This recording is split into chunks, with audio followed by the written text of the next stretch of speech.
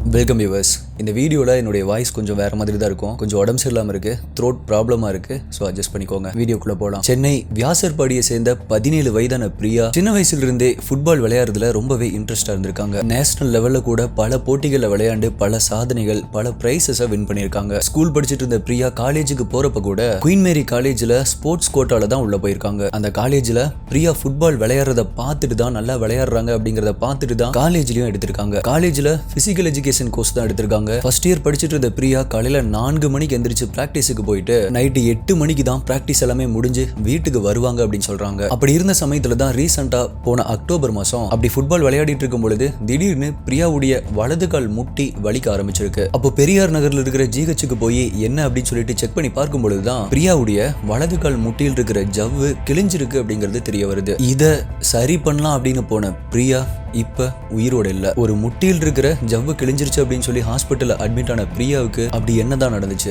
எதனால பிரியா இறந்து போனாங்க, ஹாஸ்பிட்டல்ல என்ன நடந்துச்சு அப்படிங்கறத ரொம்பவே டீடைல்டா இன்னைக்கு வீடியோல உங்களுக்கு புரியுற மாதிரி டீகோட் பண்ண போறோம். நீங்க பார்த்துட்டு இருக்கிறது சரவணன் டீகோட்ஸ். நான் உங்கள் சரவணன். வாங்க இன்னைக்கு வீடியோக்குள்ள போலாம்.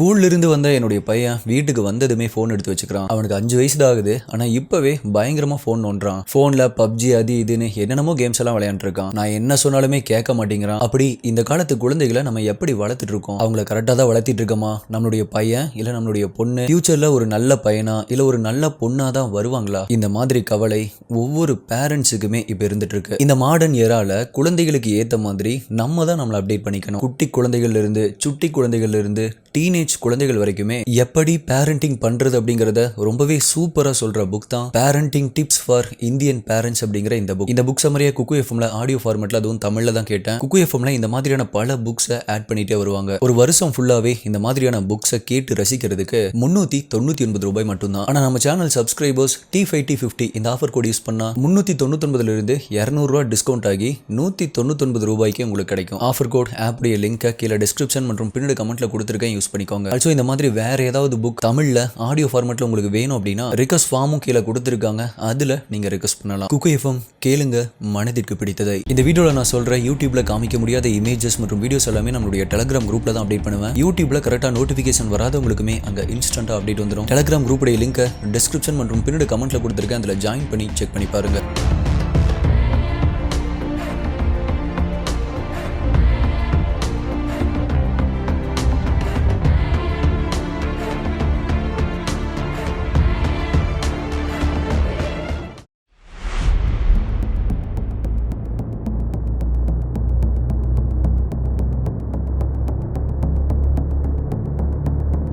முட்டியில் இருக்கிற ஜவ்வு கிழிஞ்சதுக்காக ஹாஸ்பிட்டல் போன பிரியா மற்றும் பிரியாவுடைய ஃபேமிலி பெரியார் நகர்ல இருக்கிற ஒரு சின்ன ஜிஹெச்சுக்கு போறாங்க. அங்க இதுக்கு என்ன டாக்டர் பண்ணலாம் அப்படின்னு கேட்கும் பொழுதுதான் அங்கிருந்த டாக்டர்ஸ் என்ன சொல்லியிருக்காங்க அப்படின்னா, இதுக்கு பெட்டர் நம்ம சர்ஜரி பண்ணிட்டோம் அப்படின்னா ஃபியூச்சர்ல எந்த ஒரு பிரச்சனையுமே வராம இருக்கும் அப்படின்னு சொல்றாங்க. அது மட்டும் இல்ல, இது ஒரு சின்ன சர்ஜரி தான். நீங்க இங்கேயே பண்றதுனாலும் பண்ணலாம், இல்ல பெரிய ஜிஹெச்ல ராஜீவ் காந்தி ஹாஸ்பிட்டல்ல போய் பண்றதுனாலும் பண்ணலாம். இது ஒரு ஓப்பன் சர்ஜரி கூட கிடையாது, லேசர் மூலியமா பண்ணக்கூடிய ஒரு சர்ஜரி தான். இந்த சர்ஜரியில வலிக்கெல்லாம் செய்யாது. ஆபரேஷன் பண்ணி 6 மாசத்துல பாப்பா நல்லா நடக்க ஆரம்பிச்சிருவாங்க அப்படின்னு சொல்லியிருக்காங்க. இப்ப பிரியாவுடைய வீட்டுல அப்பாடா பரவாயில்ல, ஓப்பன் சர்ஜரி இல்லாம லேசர் சர்ஜரி தான், சீக்கிரமா சரியாயிரும் அப்படின்னு சொல்லிட்டு சரி ஓகே டாக்டர் பண்ணிக்கலாம் அப்படின்னு சொல்லி அக்செப்ட் பண்றாங்க.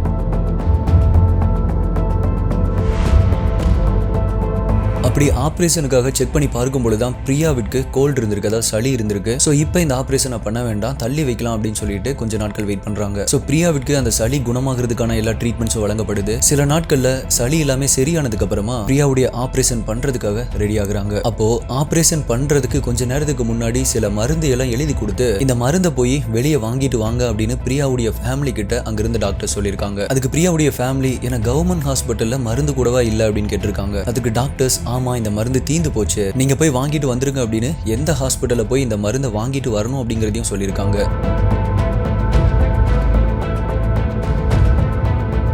அதுக்கப்புறமா பிரியாவுடைய வீட்டுல அந்த மருந்தை போய் வாங்கிட்டு வந்து கொடுக்குறாங்க. நவம்பர் 7ஆம் தேதி காலையில 8:30 மணிக்கு தொடங்க வேண்டிய அந்த ஆபரேஷன் இந்த மருந்து இல்லாததால இந்த மருந்து வாங்கிட்டு வந்து கொடுத்ததுக்கு அப்புறமா காலையில 10:30 மணிக்கு தான் நடக்க ஆரம்பிக்குது. அப்படி அந்த ஆபரேஷன் தியேட்டருக்குள்ள போறதுக்கு முன்னாடி பிரியா ரொம்பவே நல்லா அதுவும் நடந்து தான் போயிருக்காங்க. ஸ்ட்ரக்சர்லயோ இல்ல வீல் சேர்லயோ அந்த மாதிரி எதுலயும் போகல. நல்லா தெம்பா சிரிச்சுட்டு தன்னுடைய ஃபேமிலி மெம்பர்ஸ்க்கு டாடா காமிச்சிட்டு பாய் சொல்லிட்டு தான் உள்ள போயிருக்காங்க. ஆபரேஷன் 1 மணி நேரத்துல முடிஞ்சிரும் அப்படின்னு ஆரம்பத்துல சொல்லியிருந்தப்ப 1 மணி நேரம் ஆகுது, 2 மணி நேரங்கள் ஆகுது, ஆனா இன்னுமே வெளியே வரல. கிட்டத்தட்ட 5 மணி நேரங்களுக்கு அப்புறமா மதியம் 3 மணிக்கு தான் ஆபரேஷன் எல்லாம் முடிஞ்சு வெளியே வராங்க. அப்ப டாக்டர்ஸ் என்ன சொல்லியிருக்காங்க அப்படின்னா ஆபரேஷன் எல்லாம் ரொம்ப நல்லாவே முடிஞ்சது அப்படின்னு சொல்லியிருக்காங்க. பிரியாவும் சிரிச்சுட்டு தான் பேசிட்டு இருந்திருக்காங்க. ரொம்பவே நல்லா தான் இருந்திருக்காங்க. எந்த ஒரு வலியும் இல்லை அப்படின்னு சொல்லியிருக்காங்க.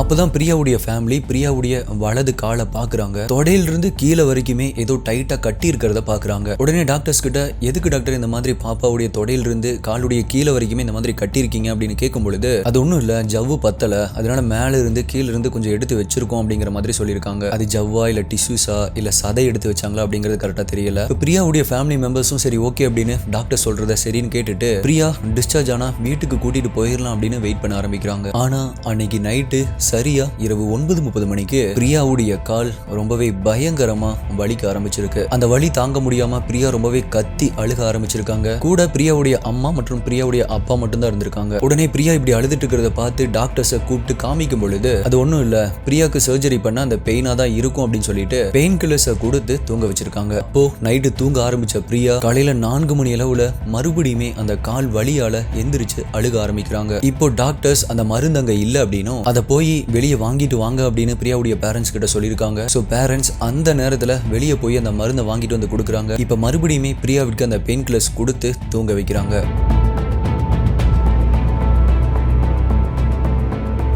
இப்போ நவம்பர் 8ஆம் தேதி அன்னைக்கு காலையில 8:30 மணிக்கு தூக்கம் தெளிஞ்ச பிரியா வலியால மறுபடியுமே ரொம்ப பயங்கரமா அழுக ஆரம்பிக்கிறாங்க. இப்போ மறுபடியுமே அந்த பெயின் கில்லர்ஸை கொடுக்க முடியாது அப்படிங்கிறதுக்காக டீன் டாக்டர்ஸ் வரட்டும், பெரிய டாக்டர்ஸ் வரட்டும், அவங்க என்ன சொல்றாங்கன்னு பார்க்கலாம் அப்படின்னு பேரண்ட்ஸ் மற்றும் அங்கிருந்த டாக்டர்ஸ் வெயிட் பண்றாங்க. அதே போல டீன் டாக்டர்ஸ் வந்து பெரிய டாக்டர்ஸ் வந்து செக் பண்ணி பாக்குறாங்க. பிரியாவுடைய ஆபரேஷன் பண்ண அந்த கட்டை ஓபன் பண்ணி பாக்குறாங்க, ஸ்கேன் எடுத்து பாக்குறாங்க. அதுக்கப்புறமா புதுசா ஒரு கட்டை போட்டுட்டு நீங்க உடனடியா இங்கிருந்து ராஜீவ் காந்தி ஜிஹெச்சுக்கு போங்க அப்படின்னு சொல்றாங்க. அப்ப பிரியாவுடைய ஃபேமிலியோ என்னாச்சு, எதனால அங்க போக சொல்றீங்க அப்படின்னு கேட்டதுக்கு ஒண்ணும் இல்ல, பிரியாவுக்கு கொஞ்சம் ரத்த கட்டு மாதிரி இருக்கு, அதை சரி பண்ற எக்யூப்மெண்ட் எங்க கிட்ட இப்ப இல்ல, நீங்க அங்க கூட்டிட்டு போங்க, ஒண்ணும் இல்ல பயப்படாதீங்க, ஒரு சின்ன ஊசி மாதிரி போட்டா சரியாயிரும் அப்படின்னு சொல்லியிருக்காங்க.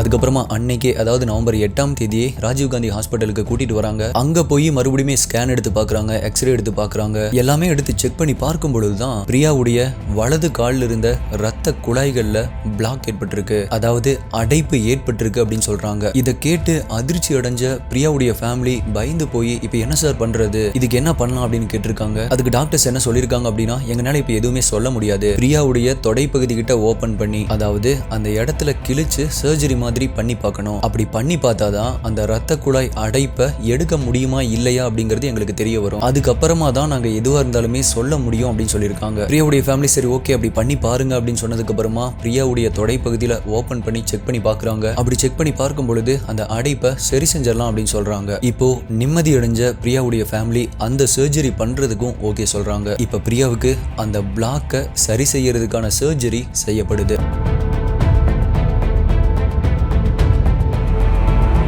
சர்ஜரி முடிஞ்சதுக்கு அப்புறமா அன்னைக்கு நைட்ல இருந்து அடுத்த நாள் காலையில வரைக்குமே அப்சர்வேஷன்ல வைக்கப்பட்டிருக்காங்க. இப்ப அடுத்த நாள் காலையில பிரியாவை செக் பண்ண டாக்டர்ஸ் என்ன சொல்லிருக்காங்க அப்படின்னா பிரியாவுடைய வலது கால்ல ரொம்பவே நல்லாவே பிளட் ஃப்ளோ ஆகுது, ஆனா அந்த வலது காலுடைய கீழ்பகுதியில என்ன நடந்துச்சு அப்படின்னு தெரியல, காலுடைய கீழ்பகுதியில மட்டும் பிளட் நல்லா ஃப்ளோ ஆக மாட்டேங்குது அப்படின்னு சொல்றாங்க. இப்ப பிரியாவுடைய ஃபேமிலி சரி ஓகே டாக்டர் இதுக்கு என்ன பண்றது அப்படின்னு கேக்குறாங்க. அப்ப டாக்டர்ஸோ மேல எப்படி ஓபன் பண்ணி பார்த்தோம் அதே மாதிரி கால்களுடைய கீழ்பகுதியிலையும் ஓபன் பண்ணி பார்க்கணும் அப்படின்னு சொல்றாங்க. இப்ப பிரியாவுடைய ஃபேமிலி அதுக்கும் ஓகே சொல்றாங்க. சோ கீழே ஓபன் பண்ணி பார்த்துட்டு பிரியாவுடைய ஃபேமிலி கிட்ட அந்த டாக்டர் சொன்னதை அவங்க கொஞ்சம் கூட எதிர்பார்க்கல. பிரியாவுடைய ஃபேமிலி எல்லாருமே மிகப்பெரிய அதிர்ச்சி அடைஞ்சாங்க, எல்லாருமே மனம் உடைஞ்சு போனாங்க.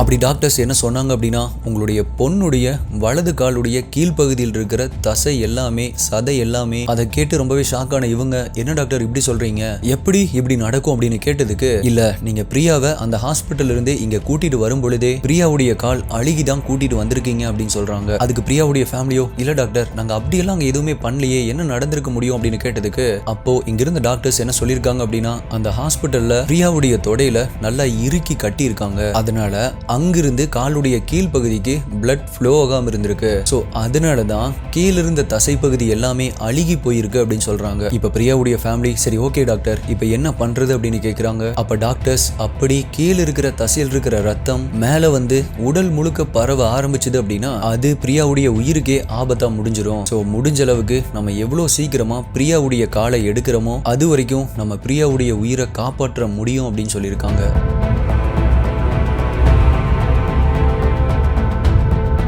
பிரியாவுடைய ஃபேமிலி ரொம்பவே மனம் முடிஞ்சு போன ஃபேமிலி. சார் இதுக்கு வேற வழியே இல்லையா, வேற எதுவுமே பண்ண முடியாதா, காலை தான் கண்டிப்பா எடுத்தாகணுமா அப்படின்னு கேட்டிருக்காங்க. நினைச்சு பாருங்க, ஃபுட்பால் விளையாண்டு இருக்கிற தன்னுடைய மகளுடைய ஒரு காலையே எடுக்கணும் அப்படின்னா எப்படி இருக்கும் அப்படின்னு. ஆனா டாக்டர்ஸ் என்ன சொல்லியிருக்காங்க அப்படின்னா, இதுக்கு வேற வழியே இல்ல, கண்டிப்பா அந்த காலை எடுத்தே தான் ஆகணும், இல்ல அப்படின்னா பிரியா பிழைக்க மாட்டாங்க அப்படின்னு சொல்லியிருக்காங்க. கடைசியா சரி ஓகே காலில் எது வரைக்கும் எடுப்பீங்க அப்படின்னு கேட்டதுக்கு டாக்டர்ஸ் முட்டி வரைக்கும் இல்லைன்னா முட்டிக்கு கொஞ்சம் மேல வரைக்கும் எடுக்க வேண்டியது இருக்கும் அப்படின்னு சொல்லியிருக்காங்க. இப்போ பிரியாவுடைய ஃபேமிலி இதுக்கும் ஓகே சொல்றாங்க. அடுத்த நாளே ஆபரேஷன் பண்றதுக்கு ரெடி ஆகுறாங்க. நவம்பர் 9ஆம் தேதி மதியம் 2:30 மணிக்கு ஆபரேஷன் தியேட்டருக்குள்ள கூட்டிட்டு போன பிரியாவை கொஞ்ச நேரத்திலேயே ஆபரேஷன் தியேட்டருக்குள்ள இருந்து டாக்டர்ஸ் வெளியே வந்துட்டு, நாங்க பிரியாவை இப்ப செக் பண்ணி பார்க்கும் பொழுது முட்டி வரைக்கும் உள்ள தொட வரைக்குமே அது பரவி இருக்கு. சோ நம்ம தொட வரைக்குமே எடுத்தாகணும், அப்படி எடுக்கல அப்படின்னா பிரியாவுடைய கிட்னி இதனால பாதிக்கப்படும், அதுக்கப்புறமா இது உயிருக்கே ஆபத்தாயிரும் அப்படின்னு சொல்லியிருக்காங்க. ஸோ அகைன் பிரியாவுடைய ஃபேமிலி இதுக்கும் ஓகே சொல்றாங்க. இப்போ பிரியாவுடைய வலது கால் தொடை வரைக்குமே ரிமூவ் பண்ணப்படுது.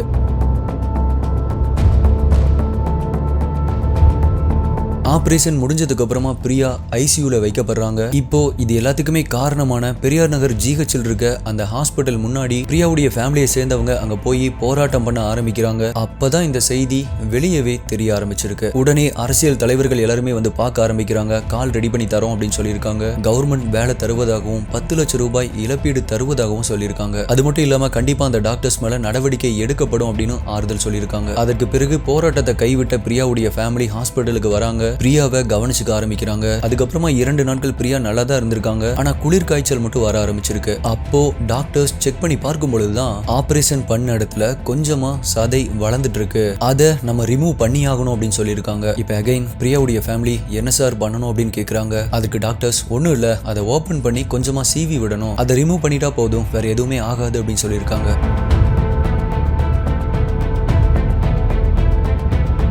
இப்ப இதுக்குமே சரி ஓகே அப்படின்னு சொன்ன பிரியாவுடைய ஃபேமிலி அதே மாதிரி நவம்பர் 14ஆம் தேதி காலையில 10:30 மணிக்கு ஆபரேஷன் தியேட்டருக்குள்ள கூட்டிட்டு போறாங்க. அதை ஓபன் பண்ணி வளர்ந்திருந்த அந்த சதையை ரிமூவ் பண்ணிட்டு மறுபடியுமே க்ளோஸ் பண்ணி பிரியாவை ஐசியூல வைக்கிறாங்க. அப்ப டாக்டர்ஸ் என்ன சொல்லியிருக்காங்க அப்படின்னா, பிரியா இப்ப மயக்கத்துல இருக்காங்க, அடுத்த பல மணி நேரங்களுக்கு பிரியா மயக்கத்துல தான் இருப்பாங்க, ஒன்னும் பிரச்சனை இல்ல, பிளாஸ்டிக் சர்ஜரி எல்லாம் முடிச்சாச்சு, இனி பிரியாவுடைய உயிருக்கு எந்த ஒரு ஆபத்துமே இல்ல, இப்போ ஐசியூ அப்சர்வேஷன்ல தான் வச்சிருப்போம், மயக்கம் தெளிஞ்ச உடனே உங்ககிட்ட பிரியா பேசுவா அப்படின்னு சொல்லியிருக்காங்க. அப்போ பிரியாவுடைய ஃபேமிலி வெளியே வெயிட் பண்ண ஆரம்பிக்கிறாங்க. ஆனா நைட் ஆக ஆக நிறைய டாக்டர்ஸ் ஐசியூல இருந்த பிரியாவை போய் செக் பண்ண ஆரம்பிக்கிறாங்க. நிறைய ட்ரீட்மெண்ட்ஸ் பண்ணிட்டு இருந்ததாகவும் வெளியிருந்த பிரியாவுடைய ஃபேமிலி அதை பார்த்துட்டு சொல்லியிருக்காங்க. ஆனா அப்ப பிரியாவுடைய ஃபேமிலியை பிரியாவை பார்க்கறதுக்காக அனுமதிக்காம இருந்திருக்காங்க. அதுக்கப்புறமா கொஞ்ச நேரம் கழிச்சு டாக்டர்ஸ் பிரியாவுடைய ஃபேமிலி கிட்ட வந்து, உங்களோட பொண்ணு இப்போ ரொம்பவே கிரிட்டிக்கலான ஒரு நிலைமையில இருக்காங்க, அவங்கள காப்பாற்ற முடியுமா அப்படின்னு தெரியல, உங்களோட கடவுளை வேண்டிக்கோங்க அப்படின்னு சொல்லியிருக்காங்க. ஆனா அதற்கு பிறகு இரவு 2 மணி அளவுல பிரியா கண் முழிச்சதா சொல்லப்படுது. அப்போ பிரியாவுடைய அண்ணன் மற்றும் பிரியாவுடைய அம்மா உள்ள போய் பார்த்திருக்காங்க. அப்படி பார்த்தப்ப பிரியாவுடைய கண்கள் மஞ்சள் நிறமா இருந்ததாகவும் கண்ணு கொஞ்சம் வெளியே வந்த மாதிரி இருந்ததாகவும் சொல்லியிருக்காங்க. சரி ஓகே எப்படியாவது பிரியா நல்லா ஆயிருவா அப்படின்னு எல்லாருமே வெளியே வெயிட் பண்ண ஆரம்பிக்கிறாங்க. ஆனா செவ்வாய்க்கிழமை நவம்பர் 15ஆம் தேதி காலையில ஒரு 9 மணிக்கு பிரியாவுடைய ஃபேமிலியை கூப்பிட்டு, உங்களுடைய பாப்பா பிரியா காலையில 7 மணிக்கே இறந்து போயிட்டாங்க அப்படிங்கறத சொல்றாங்க.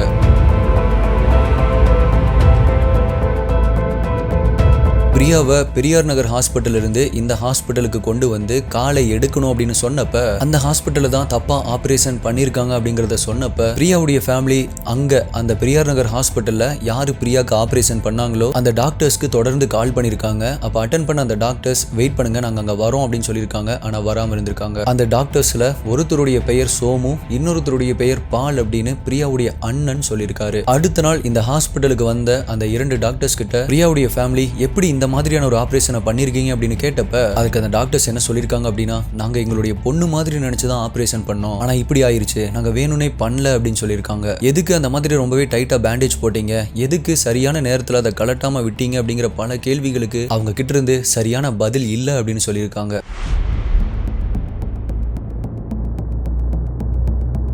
இப்போ நம்ம எல்லாத்துக்குமே என்ன ஒரு கேள்வி இருக்கும் அப்படின்னா, என்னடா ஒரு பொண்ணு தன்னுடைய காலில் ஒரு சின்ன வலி அப்படின்னு நவம்பர் 7ஆம் தேதி ஹாஸ்பிட்டலுக்கு போன ஒரு பொண்ணு என்னென்னமோ பண்ணி அந்த பொண்ணுடைய காலை எடுத்து அதை பண்ணதுக்கு அப்புறமா இப்போ ஒரே வாரத்துல நவம்பர் 15ஆம் தேதி அந்த பொண்ணு உயிரோடையே இல்லையே, அப்படி அந்த பொண்ணுக்கு என்னதான் நடந்துச்சு அப்படிங்கிற கேள்வி நமக்கு வரலாம். உங்களுடைய கேள்வி தான் எனக்குமே வந்துச்சு. ஸோ இதை பத்தி இன்டர்நெட்ல நான் சர்ச் பண்ண ஆரம்பிச்சேன். அப்பதான் பிரியாவிற்கு இதுதான் நடந்திருக்கு, இதனாலதான் பிரியா இறந்து போனாங்க அப்படிங்கறத ராஜீவ் காந்தி கவர்மெண்ட் ஹாஸ்பிட்டலுடைய டீன் ஒரு ரிப்போர்ட் கொடுத்தத சில ஆர்டிகல்ஸ் மற்றும் நியூஸ் சேனல்ஸ்ல என்னால பார்க்க முடிஞ்சது. அது என்ன அப்படிங்கறத இப்ப நான் உங்ககிட்ட சொல்றேன். கால் வலி அப்படின்னு சொல்லி பெரியார் நகர்ல இருக்கிற ஜிஹெச்சுக்கு போன பிரியாவிற்கு முட்டியில ஜவ்வு கிழிஞ்சிருக்கு அப்படிங்கிறது கண்டுபிடிக்கப்படுது. அதனால ஆபரேஷனும் செய்யப்பட்டிருக்கு. அப்படி பொதுவா இந்த மாதிரியான ஆபரேஷன் பண்ணும் பொழுது பிளட் அதிகமா வெளியேறாம இருக்க ஒரு பேண்டேஜ் மாதிரி எங்க ஆபரேஷன் பண்றாங்களோ அதற்கு கொஞ்சம் மேல தள்ளி ஒரு பேண்டேஜ் மாதிரி இறுக்கி கட்டுவாங்க. சோ பிளட் அங்கிருந்து கீழே ஃப்ளோ ஆகாது. ஆனா அந்த மாதிரி போடப்பட்ட பேண்டேஜ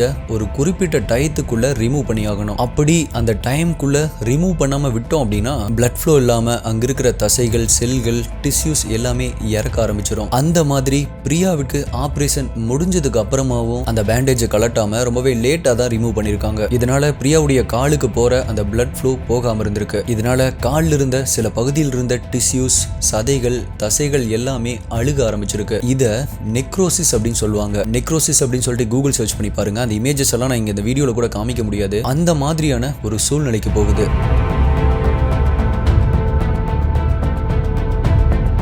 இப்படி ஆச்சு அப்படின்னா அதுக்கு வேற வழியே கிடையாது. அந்த பகுதியை உடல்ல இருந்து வெட்டி எடுத்தே ஆகணும். ஸோ அதனால தான் பிரியாவுடைய காலையும் ரிமூவ் பண்ணணும் அப்படின்னு சொல்லியிருக்காங்க. ரிமூவ் பண்ணியிருக்காங்க. ஆனா அப்படி ரிமூவ் பண்ணதுக்கு அப்புறமாவும் நெக்ரோசிஸ் காரணமா அப்படி அந்த மசில்ஸ் பிரேக் டவுன் ஆனதுனால அந்த இடத்துல மயோகுளோபின் அப்படிங்கிற ஒரு புரோட்டீன் ரொம்பவே அதிகமா சுரக்க ஆரம்பிச்சு ரத்தத்துல கலக்க ஆரம்பிச்சிருக்கு. ஆக்சுவலா இது கிட்னி மற்றும் உடல் இருக்கிற மற்ற உடல் உள்ளுறுப்புகளுக்கு ரொம்பவே பாதிப்பை தரக்கூடியது. இப்படி இருக்கும் பொழுது அந்த மயோகுளோபின் கலந்த ரத்தம் இதயத்துக்கு போகுது. இதயத்திலிருந்து கண்டிப்பா எல்லாமே பம்ப் பண்ணி உடல் இருக்கிற எல்லா உள் உறுப்புகளுக்குமே போகும் இல்லையா? அப்படிதான் அந்த மயோகுளோபின் கலந்த ரத்தம் உடல்ல இருக்கிற மற்ற உறுப்புகளுக்கு போயிருக்கு. அப்படி போன ஒரு சில நாட்கள்ல பிரியாவுடைய கிட்னி செயலிழக்க ஆரம்பிச்சிருக்கு. அதற்கு பிறகு கல்லீரல் செயலிழக்க ஆரம்பிச்சிருக்கு. ஃபைனலா பிரியாவுடைய இதயமும் செயலிழந்திருக்கு. பிரியா இறந்து போறாங்க. இதுதான் நடந்திருக்கு.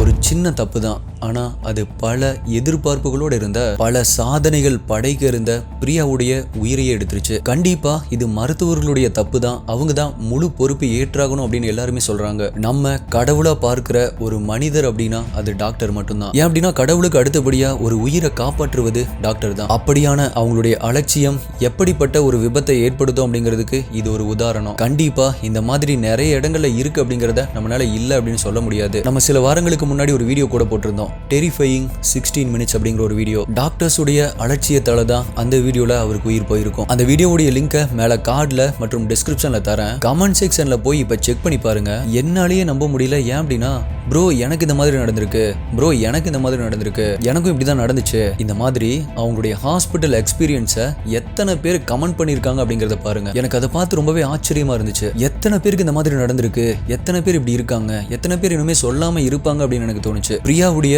இறப்பிற்கு காரணமா சொல்லப்படுற அந்த டாக்டர்ஸ் இப்ப சஸ்பெண்ட் செய்யப்பட்டிருக்காங்க. எஸ்டி இன்வெஸ்டிகேட்டர்ஸ், நீங்க இதை பத்தி என்ன நினைக்கிறீங்க? உங்களுடைய கருத்து என்ன அப்படிங்கறத மறக்காம கீழே கமெண்ட் பண்ணுங்க. உங்களுடைய பெஸ்டான கமெண்ட் அடுத்த வீடியோல வரும். வேற ஒரு வீடியோல மீட் பண்றேன். நன்றி, பாய்.